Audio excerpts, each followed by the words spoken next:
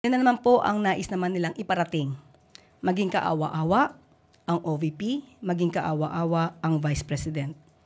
Kung tutuusin po natin, siya po naman ay binigyan ng pagkakataon para ipagtanggol, idepensa ang kanyang proposed budget.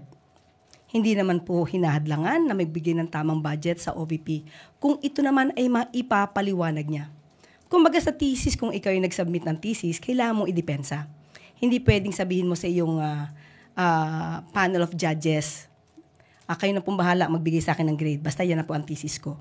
So wala pong nang iwan sa kanya, baka po siya po ang nang iwan sa gobyerno. Thank you, ma'am. Ivan Mayrina, GMA Integrated News.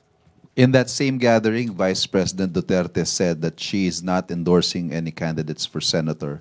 Dahil na-scam na daw po kasi siya. Nabudol na daw siya, apparently referring to the 2022 elections, kung saan tumakbo sila ni Pangulong then candidate Ferdinand Marcos Jr.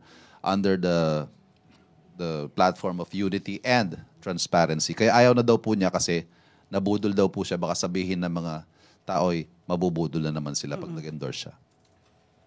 Kung hindi po siya nag-endorso, bakit meron po tayo napapanood na campaign ads na kasama po niya at pinagmamalaki niya ang naging trabaho o performance, kung mayroon man, ni Senator Bato? Ano po ba ang maitatawag doon? Siya po ba nagsasabi ng katotohanan dahil meron po siya in-endorse na kandidato? Pangalawa po, kung na-scam po siya ng Uniteam, is it not the other way around?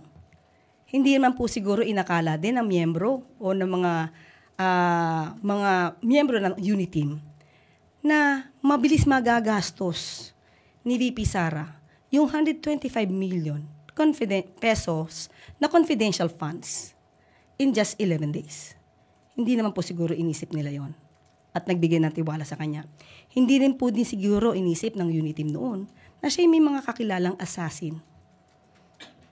At hindi rin po siguro inisip ng Uniteam noon na ang gustong continuation, kasi parang meron po sinabi na dapat may continuity.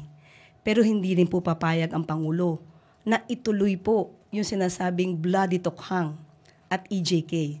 Maaaring isa po yung sa mga dahilan kung bakit inayawan din ni VP Sara. Dahil hindi po lahat ng ginawa ng dating administrasyon ay susundin ng pikit mata ng Pangulo.